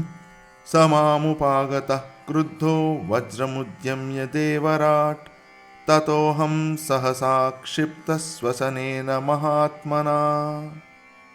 దేవేంద్రుడు తీవ్రమైన కోపంతో వజ్రాయుధాన్ని పూని నా మీదకు రాగా మహాత్ముడైన వాయుదేవుడు ఎంతో వేగముగా నన్ను దూరంగా తీసుకెళ్లిపోయాడు. 125వ శ్లోకం. అస్మిన్ లవణతో ఏ చ ప్రక్షిప్తః ప్లవగోత్తమ గుప్తపక్ష సమగ్రశ్చ తవ పిత్రాభిరక్షితః. అప్పుడు పుణ్యాత్ముడైన నీ తండ్రిచే ఈ సముద్ర జలంలో చేర్చబడి నా రెక్కలతో కూడా భద్రంగా రక్షింపబడ్డాను. 126వ శ్లోకం. తతోహం మానయామి త్వాం మాన్యో హి మమ మారుతః త్వయా మే హ్యేష సంబంధః కపిముఖ్యం మహాగుణః. అందుచేత నిన్నిప్పుడు నేను గౌరవిస్తున్నాను. నీ తండ్రి అయిన వాయుదేవుడు నాకెంతో గౌరవార్హుడు కదా. ఓ వానరశ్రేష్ఠుడా, నీతో నాకు గల సంబంధం ఇంత గొప్పది సుమా. 127వ శ్లోకం. అస్మిన్నేవం గతే కార్యే సాగరస్య మమైవ చ ప్రీతిం ప్రీతమనః కర్తుం త్వమర్హసి మహాకపే. మనకు గల సంబంధాన్ని నీవు చక్కగా తెలుసుకున్నావు కాబట్టి నీవు సంతోషంతో నాకు సముద్రుడికి కూడా ప్రీతికరంగా మా ఆతిథ్యాన్ని స్వీకరించి మాకు సంతోషాన్ని కలిగించాలి సుమా. 128వ శ్లోకం. శ్రమం మోక్షయ పూజాం చ గృహాణ కపి సత్తమ ప్రీతిం చ బహుమాన్యస్వ ప్రీతోస్మి తవ దర్శనాత్. ఓ వానరశ్రేష్ఠుడా, నా శిఖరముపై విశ్రమించి నీ శ్రమను తొలగించుకొను. మేమిచ్చే ఈ ఆతిథ్యాన్ని స్వీకరింపుము. మాకు నీపై గల ప్రేమను గౌరవాన్ని గ్రహింపుము. నిన్నిలా చూడడం వల్ల నాకెంతో ఆనందం కలిగింది. 129వ శ్లోకం. ఏవముక్తః కపిశ్రేష్ఠస్తం నగోత్తమమబ్రవీత్ ప్రీతోస్మి కృతమాతిథ్యం మన్యురేషోపనీయతాం. ఈ విధంగా మైనాకుడు ఎంతో ప్రేమతో పలికిన మాటలు విని హనుమంతుడు ఆయనతో ఇలా పలికాడు. ఓ పూజ్యుడా, ప్రేమ గౌరవాలతో నీవు పలికిన వచనములు అనగా మాటలకు నేను ఎంతగానో సంతోషించాను. నీ ఆతిథ్యాన్ని నేను స్వీకరించినట్లే తలుచుకో. నీ కోరికను తీర్చలేదని కోపం తెచ్చుకోకు. 130వ శ్లోకం. త్వరతే కార్యకాలో మే అహశ్చాప్యతివర్తతే ప్రతిజ్ఞా చ మయా దత్తా నస్థాతవ్యమిహాంతరే. నేను పూనుకున్న ఈ మహత్కార్యానికి వేళ మీరిపోతుంది, పొద్దుపోతుంది. కార్యం పూర్తయ్యే వరకు విశ్రమించనని నేను ప్రతిజ్ఞను పూనాను. కాబట్టి మధ్యలో నేను నిలువరాదు. 131వ శ్లోకం. ఇత్యుక్త్వా పాణినా శైలమాలభ్య హరిపుంగవః జగామాకాశమావిశ్య వీర్యవాన్ ప్రహసన్నివ. హనుమంతుడు ఇలా పలికి తన చేతితో ప్రేమగా మైనాకుని శరీరాన్ని అనగా శిఖరాన్ని నిమిరి తన పరాక్రమాన్ని చూపిస్తూ మళ్ళీ ఆకాశమండలంలోకి ఎగిసి చిరునవ్వును చిందిస్తున్న ముఖంతో ముందుకు సాగిపోయాడు. 132వ శ్లోకం. సపర్వత సముద్రాభ్యాం బహుమానాదవేక్షితః పూజితశ్చోపపన్నాభిరాశీర్భిరనిలాత్మజః. హనుమంతుడు మైనాక పర్వతము సముద్రములచే గౌరవపూర్వకంగా సత్కరింపబడి ఒక సత్కారంలో ఉపయోగించే ఆశీర్వచనములతో ఆశీర్వదించబడిన వాడై ముందుకు సాగిపోయాను. 133వ శ్లోకం. అధోర్ధ్వం దూరముత్ప్లుత్య హిత్వా శైలమహార్ణవౌ పితుః పంధానమాస్థాయ జగామ విమలేంబరే.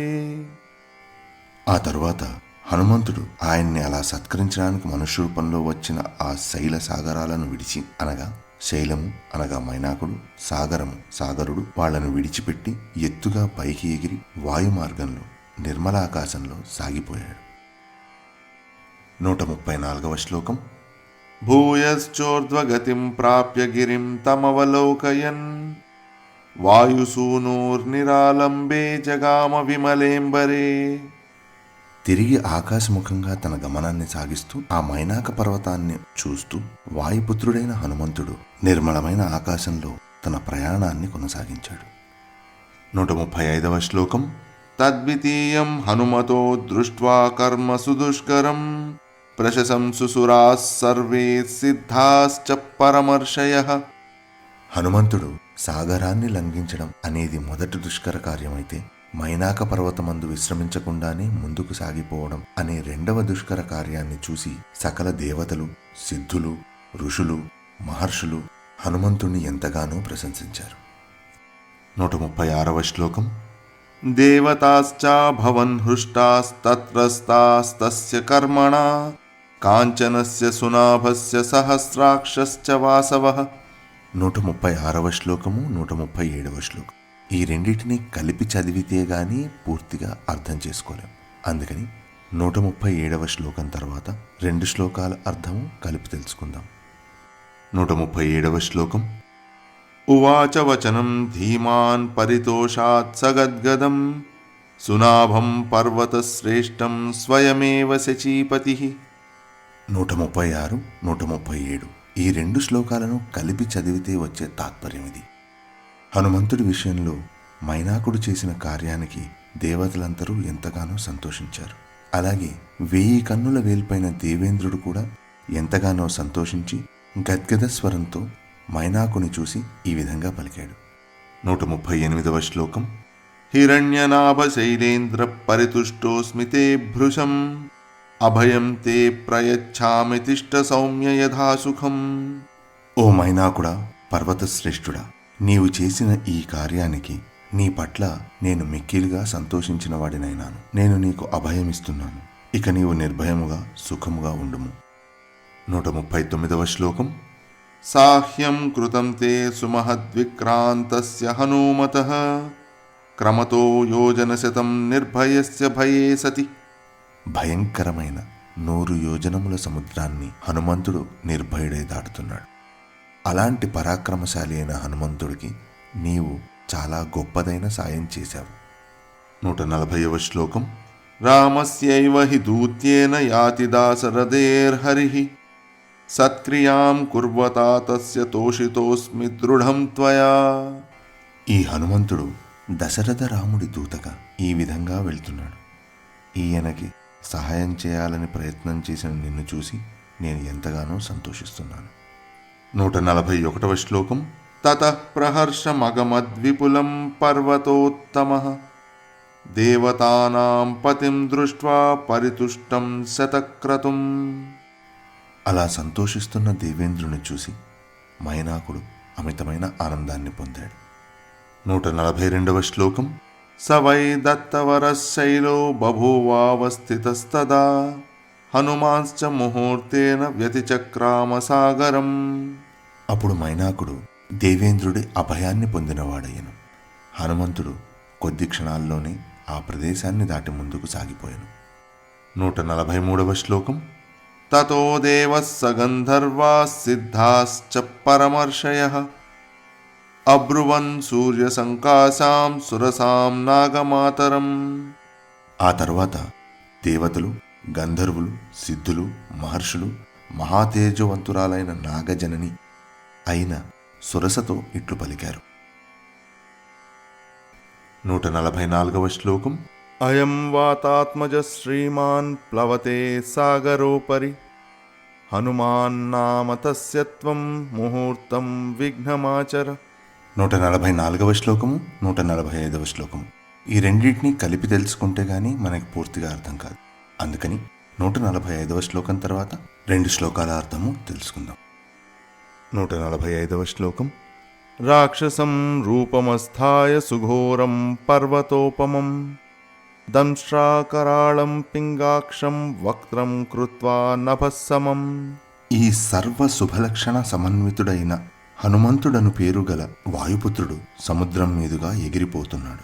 ఎంత దూరం ఎగిరినను అతని కాంతి పెరుగుచున్నదే గాని వాడుటలేదు. నీవు ఈ హనుమంతుడికి ఒక ముహూర్తం కాలం పాటు విఘ్నాన్ని కలిగించు. ఘోరమైన రాక్షస రూపం దాల్చి పర్వతములాగా ఆయనకి అడ్డంగా నిలిచి కోరలతో భీకరమైన నోటిని ఆకాశమంత పెంచి అతనిని అడ్డుకొను. 146వ శ్లోకం. బలమిచ్ఛామహే జ్ఞాతుం భూయశ్చాస్య పరాక్రమం త్వాం విజేష్యత్యుపాయేన విషాదం వా గమిష్యతి. ఈ హనుమంతుడు తగు ఉపాయంతో నిన్ను జయించగలడా, లేక నిన్ను చూసి భయముతో చింతాగ్రస్తుడగును అని ఇతని బలాన్ని గూర్చి పరాక్రమాన్ని గూర్చి ఇంకోసారి తెలుసుకోవాలని కోరుకుంటున్నా. 147వ శ్లోకం.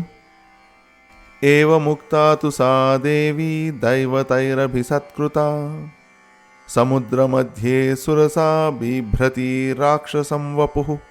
147వ శ్లోకము మరియు 148వ శ్లోకము ఈ రెండింటినీ కలిపి చదివితే గానీ మనం పూర్తిగా అర్థం చేసుకోలేం.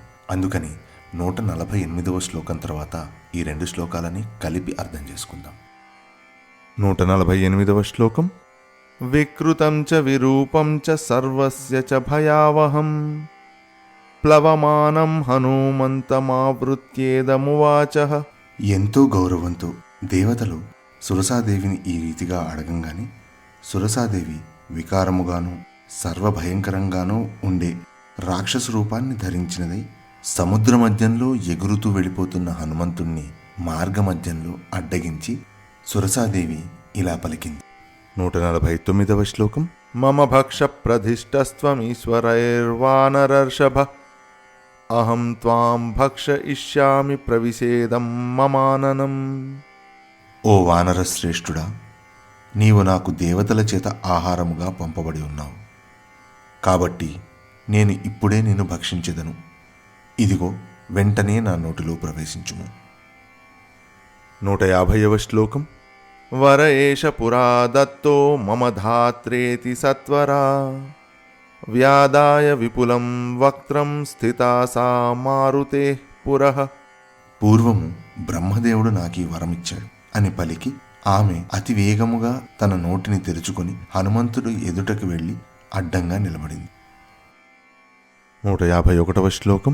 ఏవముక్త సురసయా ప్రాంజలిర్వానరర్షభ ప్రహృష్టవదన శ్రీమానిదం వచనమబ్రవీత్. సురస అలా పలకగానే ఆ పలుకులు విని వానరశ్రేష్ఠుడైన హనుమంతుడు మహాసంతోషంతో వినయపూర్వకంగా ఆమెతో ఇలా పలికాడు. 152వ శ్లోకం.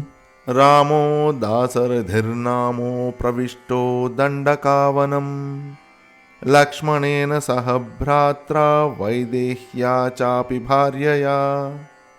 దశరథుడి పుత్రుడైన శ్రీరాముడు, ఆయన తమ్ముడు లక్ష్మణుడు, భార్య సీతామ్మవారితో కలిసి దండకారణ్యానికి వచ్చారు. 153వ శ్లోకం. అన్యకార్య విషక్తస్య బద్ధవైరస్య రాక్షసైః తస్య సీతా హృతా భార్య రావణేన యశస్విని. రాక్షసులతో విరోధం కలిగి ఉన్నాడని, వేరు పనిలో నిమగ్నుడై ఉండడం కారణంగా సీతామ్మవారికి కొంచెం దూరంగా ఉన్నప్పుడు ఉత్తమురాలైన ఆయన భార్య అయిన సీతాదేవిని రావణుడు అపహరించాడు. 154వ శ్లోకం. తస్యా సకాశం దూతోహం గమిష్యే రామశాసనాత్ కర్తుమర్హసి రామస్య సాహ్యం విషయవాసిని. నేను శ్రీరాముడి ఆజ్ఞ మేరకు దూతకృత్యాన్ని బూని సీత ఉన్న చోటికి వెళ్తున్నాను. నీవు కూడా శ్రీరాముడి రాజ్యంలో నివసించే దానివే కాబట్టి ఆయనకి సహాయం చేయవలసిన అవసరం ఉన్నది. 155వ శ్లోకం. అథవా మైథిలీం దృష్ట్వా రామం చాక్లిష్టకారిణం ఆగమిష్యామి తే వక్త్రం సత్యం ప్రతిశృణోమి తే. అథవా అలా కాదన్న పక్షంలో నేను ఇప్పుడే సీతాదేవిని వెదికి కనుగొని మహాత్ముడైన శ్రీరామునికి సీత విషయమును నివేదించి వెంటనే నీకు ఆహారంగా నీ దగ్గరకు వస్తాను. నేను ప్రమాణపూర్వకంగా నీకిది చెప్తున్నాను. 156వ శ్లోకం. ఏవముక్తా హనుమతా సురసా కామరూపిణీ అబ్రవీన్నాతి వర్తేత కశ్చిదేశవరో మమ. హనుమంతుడు అలా చెప్పగానే అది విని కామరూపి అయిన సురసాదేవి అతనితో ఇలా పలికింది. ఎవ్వరికీ నన్ను మీరిపోవుటకి శక్యము కాదు. నాకీ వరము దేవతలిచ్చారు. 157వ శ్లోకం.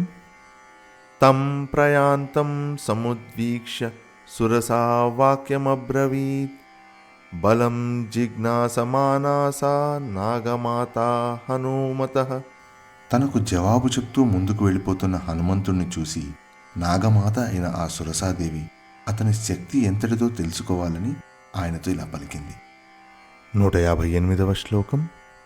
నివిశ్యవదనం మేద్య గంతవ్యం వానరోత్తమ వరేష పురా దత్తో మమ ధాత్రేతి సత్వరా వ్యాదాయ విపులం వక్త్రం స్థితా సా మారుతే పురః. ఓ వానర శ్రేష్ఠుడా, ఇప్పుడు నీవు నా నోటిలోకి ప్రవేశించకుండా ముందుకు వెళ్లే వీలే లేదు. ఇది నాకు పూర్వం బ్రహ్మదేవుడిచ్చిన వరం అని పలుకుతూ తన పెద్దదైన నోటిని మిక్కిలి వెడల్పుగా తెరిచి హనుమంతుడి ఎదుటకు వచ్చి అడ్డంగా నిలబడింది. 159వ శ్లోకం. ఏవముక్త సురసయా క్రుద్ధో వానరపుంగవః అబ్రవీత్ కురు వై వక్త్రం ఏన మాం విషహిష్యసే. సురస అలా పలకగానే హనుమంతుడు కోపం వచ్చినవాడే ఆమెతో ఇలా పలికాడు. నన్ను మింగగలిగినంత నోటిని తెరువుము. 160వ శ్లోకం. ఇత్యుక్త్వా సురసాం క్రుద్ధో దశయోజనమాయతః దశయోజన విస్తారో హనుమానభవత్తదా. హనుమంతుడు అలా చెప్పి కోపంతో తాను కూడా 10 యోజనాల పొడవు వెడల్పు గల శరీరంతో ఆమె ముందుండెను. 161వ శ్లోకం. తం దృష్ట్వా మేఘసంకాశం దశయోజనమాయతం చకార సురసాప్యాస్యం వింశద్యోజనమాయతం. పెద్ద మేఘంలాగా 10 యోజనాల పొడవైన శరీరంతో ఉన్న ఆ హనుమంతుణ్ణి చూసి సురస వెంటనే తన నోటిని 20 యోజనాల పొడవైనదిగా చేసింది. 162వ శ్లోకం. హనుమాన్స్తు తతః క్రుద్ధః త్రింశద్యోజనమాయతః చకార సురసా వక్త్రం చతుర్వింశత్తథోచ్ఛ్రితం. హనుమంతుడు అప్పుడు కోపంతో వెంటనే తన దేహాన్ని 30 యోజనాల పొడవు పెంచాడు. అది చూసి సురస కూడా తన నోటిని 40 యోజనాల పొడవు చేసింది. 163వ శ్లోకం. బభూవ హనుమాన్ వీరః 50 యోజనోచ్ఛ్రితః చకార సురసా వక్త్రం 60 యోజనముచ్ఛ్రితం. వీరుడైన హనుమంతుడు అప్పుడు తాను 50 యోజనాల పొడవు పెరిగాడు. వెంటనే సురస తన నోటిని 60 యోజనాల పొడవుగా చేసింది. 164వ శ్లోకం. తదైవ హనుమాన్ వీరః 70 యోజనోచ్ఛ్రితః చకార సురసా వక్త్రం 80 యోజనోచ్ఛ్రితం. మహావీరుడైన హనుమంతుడు అప్పుడు తన శరీరాన్ని 70 యోజనాలకు పెంచాడు. అది చూసి సురస తన నోటిని 80 యోజనాలకు పెంచింది. 165వ శ్లోకం. హనుమానచల ప్రఖ్యో 90 యోజనమోచ్ఛ్రితః చకార సురసా వక్త్రం 100 యోజనమాయతం. పర్వతాకారుడైన ఆంజనేయుడు తన దేహాన్ని 90 యోజనాలకు పెంచాడు.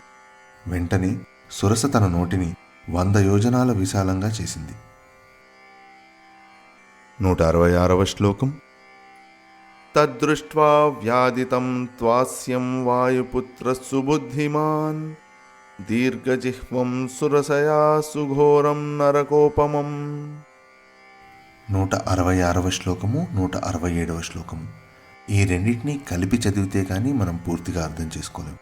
అందుకని 167వ శ్లోకం తర్వాత 2 శ్లోకాల తాత్పర్యము కలిపి తెలుసుకుందాం. 167వ శ్లోకం. ససంక్షిప్యాత్మనః కాయం జీమూత ఇవ మారుతిః తస్మిన్ ముహూర్తే హనుమాన్ బభూవాంగుష్టమాత్రకః. 166, 167 ఈ 2 శ్లోకాలను కలిపి చదివితే వచ్చే తాత్పర్యం ఇది. గొప్ప ప్రజ్ఞాశాలి అయిన ఆంజనేయుడు నరకలోకంలాగా భీకరంగా కనిపిస్తున్న ఆ సురస నోటిని చూసి తక్షణమే తన దేహాన్ని మేఘం తన రూపాన్ని ఎలాగైతే కుదించుకుంటుందో అలా సంకోచింపజేసి కేవలం ఒక బొటను వేలంత చిన్నగా తన శరీరాన్ని మార్చుకున్నాడు. 168వ శ్లోకం. సోభిపద్యాధ తద్వక్త్రం నిష్పత్య చ మహాబలః అంతరిక్షే స్థిత శ్రీమానిదం వచనమబ్రవీత్. అమిత బలవంతుడైన హనుమంతుడు సురస నోట్లోకి ప్రవేశించి తిరిగి బయటకు వచ్చి ఆకాశంలో నిలిచి ఆమెతో ఇలా పలికాడు. 169వ శ్లోకం. ప్రవిష్టోస్మి హితే వక్త్రం దాక్షాయణి నమోస్తుతే గమిష్యే యత్ర వైదేహీ సత్యశ్చాసీద్వరస్తవ. దక్షపుత్రిక అయిన ఓ సురసాదేవి, నీవు కోరినట్లు నీ నోట్లోకి ప్రవేశించాను. నా నమస్కారాన్ని స్వీకరించు. ఇక నేను సీతమ్మ ఎక్కడుందో అక్కడికి వెతుక్కుంటూ వెళ్తాను. నీకు బ్రహ్మ ఇచ్చిన వరాన్ని యథావిధిగా నిలబెట్టాను. 170వ శ్లోకం. తం దృష్ట్వా వదనాన్ముక్తం చంద్రం రాహుముఖాదివ అబ్రవీత్ సురసాదేవి స్వేన రూపేణ వానరం. రాహువు నోటి నుండి విడవబడిన చంద్రుడిలాగా తన నోటి నుండి తిరిగి యువతలకు వచ్చి ఉన్న ఆ హనుమంతుణ్ణి చూసి సురసాదేవి తన నిజరూపంతో నిలబడి ఇలా పలికింది. 171వ శ్లోకం. అర్ధసిద్ధ్యై హరిశ్రేష్ఠ గచ్చ సౌమ్య యథా సుఖం సమానయ చ వైదేహీం రాఘవేణ మహాత్మనా. ఓ వానరోత్తమ, నువ్వు పూనుకున్న కార్యాన్ని సిద్ధింపచేసే విధంగా సుఖంగా ముందుకు సాగిపో. జానకీదేవిని శ్రీరామునితో కలిపే ఘనకార్యాన్ని నెరవేర్చుకొనుము. 172వ శ్లోకం. తతృతీయం హనుమతో దృష్ట్వా కర్మ సుదుష్కరం సాధు సాధ్వితి భూతాని ప్రశంసుర్మహాకపి. హనుమంతుడు చేసిన ఈ సురసా విజయము అనే 3వ దుష్కర కార్యాన్ని చూసిన ప్రాణులన్నీ మేలు మేలు అని హనుమంతుణ్ణి ప్రశంసించినాయి. 173వ శ్లోకం. ససాగరమనాదృశ్యమభ్యేత వరుణాలయం జగామాకాశమావిశ్య వేగేన గరుడోపమః. ఆ హనుమంతుడు చేరడానికి కష్టతరమైన వరుణుడి నిలయమైన సముద్రం మీద కొనసాగుతూ హనుమంతుడు గరుత్మంతునితో సమానమైన వేగముతో ఆకాశంలో ప్రయాణిస్తున్నాడు. 174వ శ్లోకం. సేవితే వారిదారాభిపతగైశ్చ నిషేవితే చరితే కైసికాచార్యైరైరావత నిషేవితే. అప్పుడు హనుమంతుడు ఎగురుతున్న ఆకాశం ఎలా ఉందంటే కొన్ని చోట్ల జలధారలతో కూడినదై, కొన్ని చోట్ల పక్షులు ఎగురుతూ, మరికొన్ని చోట్ల గాన విద్యా ప్రవీణులైన విద్యాధరులతో కూడియును, మరికొన్ని చోట్ల పొడవైన ఇంద్రధనస్సులతో ప్రకాశిస్తూ ఉన్నది. 175వ శ్లోకం. సింహకుంజర శార్దూల పతగోరగవాహనైః విమానైః సంపతద్భిశ్చ విమలైః సమలంకృతే వజ్రాశని సమస్పర్శైః పావకైరుపశోభితే. సింహాలు, ఏనుగులు, పులులు, పక్షులు, సర్పాలు కిందకి దిగుతూ వహిస్తున్న విమానాలతో విరాజిల్లుతోంది. వజ్రాయుధంతో, పిడుగులతోడను సమానమైన వేడిమిగల అగ్నులతో ప్రకాశిస్తోంది. 176వ శ్లోకం. కృతపుణ్యైర్మహాభాగైః స్వర్గజిద్భిరధిష్ఠితే వహతా హవ్యమత్యర్థం సేవితే చిత్రభానునా గ్రహనక్షత్ర చంద్రార్క తారాగణ విభూషితే. గొప్ప పుణ్యం చేసి స్వర్గాన్ని పొందిన మహాత్ములతో నివసింపబడుతున్నదై దేవతల హవిస్సును వహించే చిత్రభానుడనే అగ్నిదేవుడి చేత మిక్కిలిగా ప్రకాశిస్తోంది. అలాగే గ్రహాలు, చంద్రుడు మరియు నక్షత్రమండలం అంతటితోనూ ఆకాశం ప్రకాశిస్తూ అలంకరింపబడి ఉన్నది. 177వ శ్లోకం. మహర్షిగణ గంధర్వ నాగయక్ష సమాకులే వివిక్తే విమలే విశ్వే విశ్వావసు నిషేవితే. ఆ ఆకాశము మహర్షి గణముతోనూ, నాగులతోనూ, గంధర్వులతోనూ, యక్షులతోనూ నిండి ఉన్నది. అలాగే ఏకాంతంగాను, స్వచ్ఛమైనదిగాను, అనంతమైనదిగాను విశ్వావసుడు అనే గంధర్వరాజుతో పూజింపబడుతూ ఉన్నది. 178వ శ్లోకం. దేవరాజ గజాక్రాంతే చంద్రసూర్యపదే శివే వితానే జీవలోకస్య వితతే బ్రహ్మ నిర్మితే. దేవతల రాజైన దేవేంద్రుడి గజరాజము అనగా ఐరావతము సంచరించినదియును, చంద్రసూర్యులు సంచరించే మార్గమై మంగళకరమైనదియును, ప్రాణికోటి వసించే అంటే ప్రాణులు నివసించే భూమి మీదుగా కట్టిన మేల్కట్టు వలె ఉన్నదియును అయిన బ్రహ్మ నిర్మించిన అతి విశాలమైన సృష్టి అయినది అగు ఆ ఆకాశము ఎంతో రమ్యముగా ఉండెను. 179వ శ్లోకం. బహుశస్సేవితే వీరైర్విద్యాధరగణైర్వృతే జగామవాయుమార్గే చ గరుత్మానివ మారుతః. ఆ ఆకాశంలో ఎందరో మహావీరులు సంచరిస్తూ ఉన్నారు. విద్యాధరులు గుంపులు గుంపులుగా అక్కడే విహరిస్తున్నారు. అలాంటి వాయుమార్గంలో హనుమంతుల వారు గరుత్మంతునిలాగా ఎగురుతూ వెళ్ళిపోతున్నారు. 180వ శ్లోకం. హనుమాన్ మేఘజాలాని ప్రాకర్షన్ మారుతో యథా కాలాగురు సవర్ణాని రక్తపీతసితాని చ కపినా కృష్యమాణాని మహాభ్రాణి చకాశిరే. హనుమంతుడు ఆకాశంలో ఎగిరిపోతూ ఉండగా అక్కడున్న మేఘాలు చెదిరిపోతూ ఉన్నాయి. అలా చెదిరిపోయిన మేఘాలు హనుమంతుడి యొక్క వేరువేరు అవయవాల యొక్క రంగులు తమపై పడగా కొన్ని నల్లవిగాను, కొన్ని ఎరుపు, పసుపు, తెలుపు రంగులు గలవిగా చూడడానికి ఇంపుగా ప్రకాశిస్తూ ఉన్నాయి. 181వ శ్లోకం.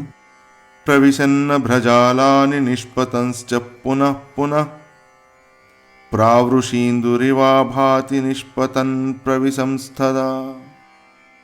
హనుమంతుడప్పుడు మేఘాల సమూహంలోకి ప్రవేశిస్తూ ఉండగా వర్షాకాలంలో మబ్బుల వెనక్కి వెళ్తూ తిరిగి మళ్ళీ బయటికొస్తున్న చంద్రుళ్లాగా చూడముచ్చటగా ఉంది.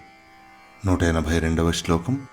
ప్రదృశ్యమానః సర్వత్ర హనుమాన్ మారుతాత్మజః భజేంబరం నిరాలంబం పక్షయుక్త ఇవాద్రిరాట్. హనుమంతుడు ఆకాశంలో అన్ని వైపుల నుండి చక్కగా కనిపించే రెక్కలున్న ఒక పర్వతంలాగా తన పయనాన్ని సాగిస్తున్నాడు. 183వ శ్లోకం. ప్లవమాణం తు తం దృష్ట్వా సింహికా నామ రాక్షసీ మనసా చింతయామాస ప్రవృద్ధా కామరూపిణి. ఆకాశంలో అలా ఎగురుతున్న హనుమను చూసి పెద్ద శరీరము గలది, కామరూపశక్తి గలది అయిన సింహిక అనే రాక్షసి తన మనస్సులో ఈ విధంగా ఆలోచించింది. 184వ శ్లోకం. అద్య దీర్ఘస్య కాలస్య భవిష్యామ్యహమాసితా ఇదం మమ మహాసత్వం చిరస్య వశమాగతం. ఎంతో కాలానికి ఈరోజు నేను తృప్తిగా భుజించబోతున్నాను. పెద్దదైనదేదో ఈ ప్రాణి ఇంతకాలానికి నాకు చిక్కింది. 185వ శ్లోకం. ఇతి సంచింత్య మనసా ఛాయామస్య సమాక్షిపత్ ఛాయాయాం గృహ్యమాణాయాం చింతయామాస వానరః. సింహిక తన మనస్సులో ఇలా ఆలోచించి సముద్రంపై ఉన్న హనుమంతుని నీడను గట్టిగా పట్టుకుని లాగింది. అలా ఆమె తన నీడను పట్టుకుని లాగుతుండగా హనుమంతుల వారు ఇలా ఆలోచించారు. 186వ శ్లోకం.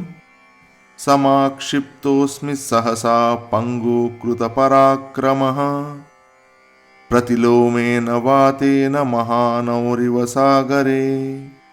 సముద్రంలో ఎదురుగాలి వల్ల వెనక్కి నెట్టివేయబడే ఒక ఓడలాగా నేను నా పరాక్రమంతా నిష్ఫలమై హఠాత్తుగా వెనక్కి లాగివేయబడుతున్నాను కదా. 187వ శ్లోకం. తిర్యగూర్ధ్వమధశ్చైవ వీక్షమాణస్తదా కపిః దదర్శ సమహాసత్వముత్థితం లవణాంభసి. అప్పుడు హనుమంతుడు తన చుట్టూ నలుమూలలా పైకి కిందకి తన దృష్టిని సారించి సముద్ర జలం మీద కనిపించే ఒక పెద్ద ప్రాణిని చూసెను. 188వ శ్లోకం. తద్దృష్ట్వా చింతయామాస మారుతిర్వికృతాననం కపిరాజేన కథితం సత్వమద్భుత దర్శనం ఛాయాగ్రాహి మహావీర్యం తదిదం నాత్ర సంశయః. వికారమైన ముఖం గల ఆ మహాసత్వాన్ని చూసి హనుమంతుల వారిలా ఆలోచించారు. వింతగా కనపడుతున్న ఈ అద్భుత మహాసత్వము పూర్వం సుగ్రీవుడు చెప్పినట్టుగా ఛాయను పట్టి ప్రాణులను కబళింపగలిగే శక్తి కలది. ఇందులో ఎటువంటి సందేహమూ లేదు. 189వ శ్లోకం. సతాం బుద్ధ్వార్దత్తత్వేన సింహికాం మతిమాన్ కపిః వ్యవర్ధత మహాకాయః ప్రావృషీవ వలాహకః. గొప్పదైన బుద్ధిగల ఆ హనుమంతుడు ఆ మహాసత్వము పూర్వము తాను విన్న లక్షణాల కారణంగా సింహికే అని గ్రహించి వర్షాకాలంలో మేఘం పెరిగినట్టు హనుమంతుల వారు తన శరీరాన్ని పెంచారు. 190వ శ్లోకం. తస్య సాకాయముద్వీక్ష్య వర్ధమానం మహాకపేః వక్త్రం ప్రసారయామాస పాతాళాంబరసన్నిభం ఘనరాజీవ గర్జంతి వానరం సమభిద్రవత్. పెద్దగా పెరుగుతున్న ఆ హనుమంతుల వారి దేహాన్ని చూసి సింహిక తన నోటిని ఆయన శరీరాన్ని మింగడానికి సరిపోయేంతగా ఆకాశమంత పెద్దదిగా చేస్తూ నోరు తెరిచింది.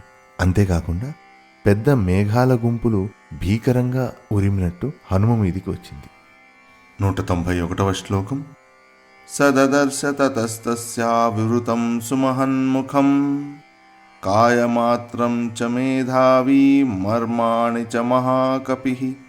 అప్పుడు గొప్ప మేధావైన హనుమంతుల వారు తెరుచుకొని ఉన్న ఆ రాక్షసి యొక్క పెద్ద నోటిని, ఆమె శరీర పరిమాణాన్ని, దేహం లోపల ఉన్న ఆయుపట్టులను చూసిరి.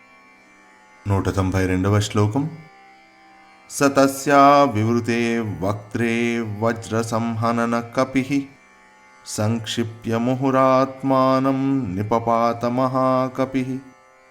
వజ్రకాయుడైన ఆ వానర శ్రేష్ఠుడు తన దేహాన్ని చాలా చిన్నదిగా చేసుకుని ఆమె తెరిచి ఉంచిన నోట్లోకి ఉరికెను. 193వ శ్లోకం. ఆస్యే తస్యా నిమజ్జంతం దదృశు సిద్ధచారణాః గ్రస్యమానం యథా చంద్రం పూర్ణే పర్వణి రాహుణా. హనుమంతుడు ఆ సింహిక నోట్లోకి ప్రవేశిస్తుండగా ఆకాశంలో సంచరిస్తున్న సిద్ధులకు చారణులకు ఆ దృశ్యం ఎలా కనిపించిందంటే పౌర్ణమి నాడు రాహువుచే మింగబడిన చంద్రుడిలాగా కనబడింది. 194వ శ్లోకం. తతస్తస్యా నఖైర్తీక్ష్మైర్మర్మాన్ హృత్కృత్య వానరః ఉత్పపాతాధవేగేన మనస్సంపాత విక్రమః. తరువాత హనుమంతుడు తన పదునైన గోళ్లతో ఆ సింహిక యొక్క ఆయుపట్లను పెరికివేసి అది నోరు మూసేలోపు బయటకొచ్చి మీదికి ఎగిరెను. 195వ శ్లోకం. తాం తు దృష్ట్యా చ ధృత్యా చ దాక్షిణ్యేన నిపాత్య చ స కపి ప్రవరో వేగాద్వవృదే పునరాత్మవాన్. హనుమంతుల వారు ఆ సింహికని దేవతల యొక్క అదృష్టము చేత దూరదృష్టితోనూ తన గొప్పదైన ధైర్య విశేషముతోనూ సామర్థ్య విశేషముతోనూ పడగొట్టి వెంటనే తన ప్రజ్ఞతో తిరిగి ఎప్పటివలే తన శరీరాన్ని పెంచుకొనెను. 196వ శ్లోకం. హృతహృత్సా హనుమతా పపాత విధురాంబసి స్వయంభువైవ హనుమాన్ సృష్టస్తస్యా నిపాతనే. హనుమంతుల వారు సింహిక గుండెను పెకలించి వేసినంతనే ఆమె ప్రాణాలు కోల్పోయి సముద్రంలో కూలిపోయింది. ఆమెని అలా కూల్చడానికే బ్రహ్మదేవుడు హనుమంతుల వారిని సృష్టించారు. 197వ శ్లోకం. తాం హతాం వానరేణాసు పతితాం వీక్ష్య సింహికాం భూతాన్యాకాశచారిణీ తమూచు ప్లవగోత్తమం. హనుమంతుని చేత సంహరింపబడి తేలికగా అలా కూలిపోయిన సింహికను చూసి ఆకాశచారులైన దేవగణములు హనుమంతునితో ఇలా పలికారు. 198వ శ్లోకం. భీమమద్య కృతం కర్మ మహాసత్వం త్వయా హతం సాధయార్థమభిప్రేతమరిష్టం ప్లవతాం వర. ఓ వానరోత్తమా, నేడు నీవు మహాభీకరమైన కార్యాన్ని సాధించావు. ఒక గొప్ప భూతాన్ని నీవు ఇలా కూల్చి దుష్ట సంహారాన్ని చేశావు. ఇక నీవు తలపెట్టిన మంగళకరమైన కార్యాన్ని నిర్విఘ్నంగా సాధించదువుగాక. 199వ శ్లోకం. యస్య త్వేతాని చత్వారి వానరేంద్ర యథా త్వయి ధృతిర్దృష్టిర్మతిర్దాక్షం స్వకర్మసు నసీదతి. ఓ వానర శ్రేష్ఠుడా, నీ యందు ఉన్నట్లుగా ధైర్యగుణము, విషయాలను సరిగ్గా చూడగలిగిన దృష్టి, తగిన ఆలోచనా శక్తి, నిర్వహణా సామర్థ్యము అను 4 ఉత్తమ గుణాలు ఎవరి యందుండును అతడు తన కర్తవ్య కార్యములందెన్నడూ వైఫల్యాన్ని పొందడు. 200వ శ్లోకం. సతైః సంపూజితః పూజ్య ప్రతిపన్న ప్రయోజనైః జగామాకాశమావిశ్య పన్నగాశనవత్కపిః. తమ కోరిక నెరవేరిన ఆ దేవగణాలు పూజ్యుడైన ఆ హనుమంతుణ్ణి గౌరవానందాలతో మిక్కిలిగా ప్రశంసింపగా అతడు గరుత్మంతునిలాగా ఆకాశంలో తన పయనాన్ని సాగించెను. 201వ శ్లోకం. ప్రాప్త భూయిష్టపారస్తు సర్వతః పరిలోకయన్ యోజనానాం శతస్యాంతే వనరాజీం దదర్శ సః. ఇంచుమించుగా అవతలి ఒడ్డుకి చేరుకున్న హనుమంతుల వారు దూరంగా ఉన్న ప్రాంతాన్నంతటినీ పరికించి 100 యోజనాల అనంతరం చివరికి నేలపై కనిపించే వనాల వరసను చూశారు. 202వ శ్లోకం. దదర్శ చ పతన్నేవ వివిధద్రుమభూషితం ద్వీపం శాఖామృగశ్రేష్టో మలయో పవనాని చ. చెట్ల కొమ్మలపై సంచరించే గుణంకల ఆ వానర శ్రేష్ఠుడు సముద్రంపై ఎగురుతూనే ఎన్నో విధాలైన వృక్షాలతో శోభిస్తున్న లంకాద్వీపాన్ని, అందులోని మలయగిరిపై ఉన్న ఉద్యానవనాల్ని కూడా చూశారు. 203వ శ్లోకం. సాగరం సాగరానూపాన్ సాగరానూపజాన్ ద్రుమాన్ సాగరస్య చ పత్నీనాం ముఖాన్యపి విలోకయన్. అప్పుడు హనుమంతుల వారు సముద్రాన్ని, సముద్ర తీరాలని, ఆ తీరాలలో మొలిచిన చెట్లని, సముద్రంలో కలుస్తున్న నదులు, ఆ సుందర దృశ్యాలను చూస్తూ ఉన్నారు. 204వ శ్లోకం. సమహామేఘ సంకాసం సమీక్షాత్మానం ఆత్మవాన్ నిరుంధంతమివాకాశం చకారమతిమాన్మతిం. పెద్ద మేఘంలాగా ఆకాశాన్ని కప్పివేస్తున్నట్టు ఉన్న ఆయన శరీరాన్ని తాను చూసుకుని గొప్ప ప్రజ్ఞా విశేషాన్ని, బుద్ధి విశేషాన్ని కలిగిన హనుమంతుల వారు ఇలా నిశ్చయించుకున్నారు. 205వ శ్లోకం.